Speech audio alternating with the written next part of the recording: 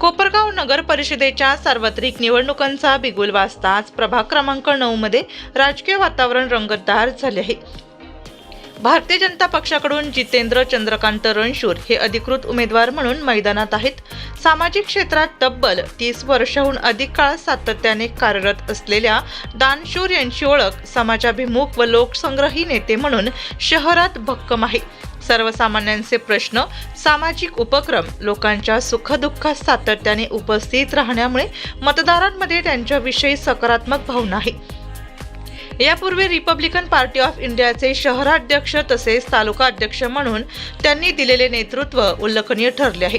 विविध सामाजिक कार्यातून त्यांनी प्रभागाच्या विकासात मोलाची भर घातली असून मजबूत नेतृत्वाची छाप उमटवली आहे। रणशूर यांच्या कुटुंबियांचाही जनसंपर्क परंपरा प्रभागात मजबूत मानली जाते। त्यांच्या पत्नी उज्ज्वला रणशूर ह्या 2011 मध्ये नगरसेविका म्हणून निवडून आल्या होत्या। त्यांच्या कार्यकाळात प्रभागातील अनेक विकास कामे पूर्ण झाली होती। त्यामुळे रणशूर यांच्या उमेदवारीमुळे प्रभागात नवा उत्साह पाहायला मिळत आहे। प्रभागातील आर्थिकदृष्ट्या दुर्बल 10 मुलांना दत्तक घेऊन त्यांचे शिक्षण व सामाजिक उभारणीसाठी योगदान देण्याचा निर्धारही रणशूर यांनी व्यक्त केला आहे। प्रभागातील गटारीचा मुद्दा तातडीने सोडवण्यासोबतच ओपन स्पेस विकसित करून नागरिकांसाठी सुविधा निर्माण करण्याची योजनाही त्यांनी स्पष्ट केली आहे। प्रभाग क्रमांक 9 मधील ही निवडणूक अधिकच चुरशीची होणार असून सर्वांचे लक्ष जितेंद्र रणशूर यांच्या उमेदवारीकडे लागले आहे। मी गेली 30-35 वर्ष झाले सामाजिक कार्यात।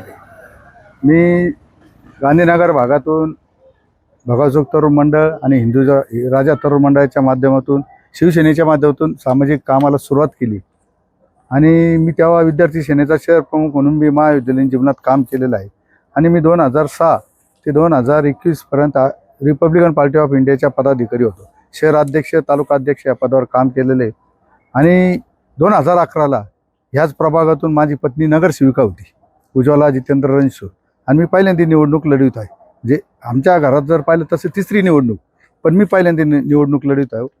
आणि भारतीय जनता पक्ष, लोकसेवा आघाडी, माननीय बिपिनदादा कोले साहेब, प्रथम महिला आमदार स्नेहलताताई बिपिनदादा कोले आणि युवक नेते माननीय विवेक भैया कोले यांनी आम्हाला उमेदवारी दिली आणि मी प्रभागात गेले 30 वर्ष आले संपर्कात आहे। हा तसा पाहिला तर बहुत 80% स्लम एरिया असलेला भाग। इथं आमच्याकडे गवंडी कामगार, रिक्षा चालक, धुणी भांडे करणारी बाई, कचरा वेचणाऱ्या जाणाऱ्या महिला, भंगार गोळा करणारी महिला, असा हा स्लम एरियातला आणि सर्व जाती धर्माचा। आणि ह्या प्रभागात अनेक अडचणी, म्हणजे इथल्या मुलांच्या शिक्षणाची दुरावस्था आहे। शैक्षणिक पालक शिक्षक नसता, अर्ध शिक्षित असल्यामुळं ह्या प्रभागात काम करण्याची खूप मोठी संधी आम्हाला आहे।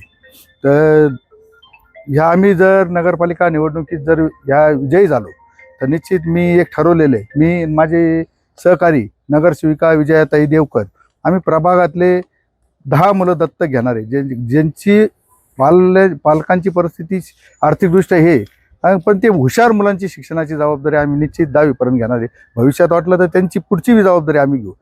आणि आमच्या संजयनगरातला दुसरा मोठा प्रश्न असेल तर संजयनगरमधली गटारे, जी लक्ष्मीनगर आणि शहराच्या नगत असलेलं उपनगर जेवर पाठवता हद्दीतली, तिथलं सगळं पाणी आमच्या भागात येतं। आणि जर मोठा पाऊस झाला आता गेल्या 5-7 वर्षात कमीत कमी 7-8 वेळेस पाणी साचलं जातं आणि ते पाणी साचल्यामुळं मोठा असा जर 20 मिनिटं अर्धा तासाचा पाऊस झाला, त्या पावसात सुद्धा कमरे इतकं पाणी घरात लोकांच्या राहतं आणि ती गटरीचा मोठा प्रश्न आमच्या भागात आहे। इथले त्या गटरीचा प्रश्न नगरसेवक झाला ना तर निश्चित मार्गी लावणार आहे त्या अंडरग्राऊंड गटरीचा। इथले ओपन पेस विकसित करणार आहे। इथं काही सोसायट्या बी आहे, सोसायटीतले ओपन पेस आम्ही नगरपालिकेच्या माध्यमातून काय करणार आहे। त्याच्यासाठी आमचे नगराध्यक्षाचे उमेदवार बी आमच्या प्रभागातले परागजी संधान, त्याच्यामुळे तो आम्हाला एक फायदा होणार आहे या निवडणुकीत का नगराध्यक्ष हा वार्डाचे उमेदवार हे नगराध्यक्ष होणार आहे। त्याच्यामुळे स्थानिक जनता आमच्या बरोबर आहे। आमचा तिघांचा इच्छा प्रचंड मताधिक्याने या प्रभागात होणार आहे, त्याच्यात कोणती आम्हाला शंका नाही। महिलांसाठी असेल, युवकांसाठी असेल, आपण निवडून आल्यानंतर काय करण्याचा आपला मानस आहे? महिलांसाठी म्हटलं तर महिला रोजगारांचा फार मोठा प्रश्न इथं निर्माण झालेला आहे, पण आमच्या स्नेहलताताई बिपिनदादा कोले यांच्या मार्गदर्शनाखाली महिलांसाठी क्लस्टर उद्योग इथं औद्योगिक वसतीत चालू आहे आणि इथल्या स्थानिक महिलांना आम्ही या निवडणुकीच्या माध्यमातून त्याच्या अगोदर सुद्धा क्लस्टरला घेऊन गेलेले. क्लस्टरला तिथं रेडीमेड साडी कशी बनवायचं ते विविध उपक्रम शिकवले जातात आणि त्या क्लस्टरच्या माध्यमातून महिलांना रोजगार उपलब्ध करून देण्याचा आमचा निश्चित मानस आहे. आणि आमदार स्नेहलताताई बिपिनदादा कोल्हेंनी बचत गटाच्या माध्यमातून अनेक महिलांना सक्षम केलेले आहे. त्यांच्याच मार्गदर्शनाखाली इथल्या महिलांना आम्ही करू. दुसरी गोष्ट अशी का आमच्या भागातल्या मुलांचं शिक्षणाचं 10वी-12वी नंतरचं प्रमाण कमी, अत्यल्प म्हटलं तरी चालेल.